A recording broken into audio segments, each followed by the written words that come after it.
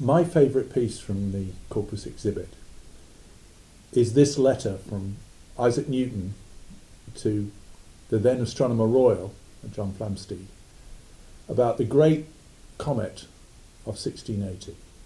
Now, what's incredible about this comet is that it passed Earth's orbit on the 30th of November, sped in towards the Sun, and came back out again, and by mid-December 1680 was passing out past Earth's orbit at that time.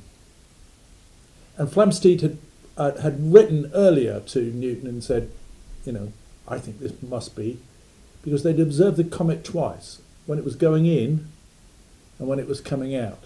And Flamsteed said, I think this comet must be the same comet, going in, coming back out again.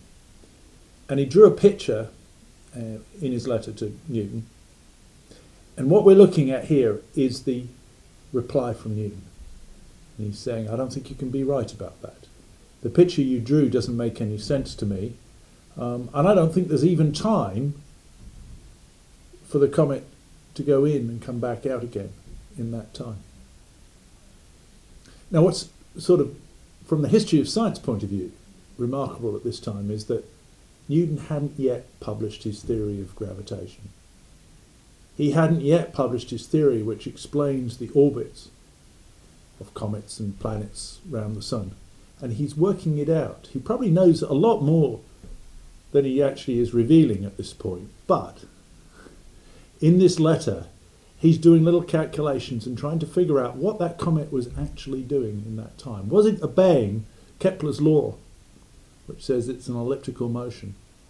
Or was it doing something else completely different? In this letter, he claims that he can't believe that it's actually the same comet. About 3 letters later, he comes back to Flamsteed and says, you know what? I've done the calculation. It is the same comet.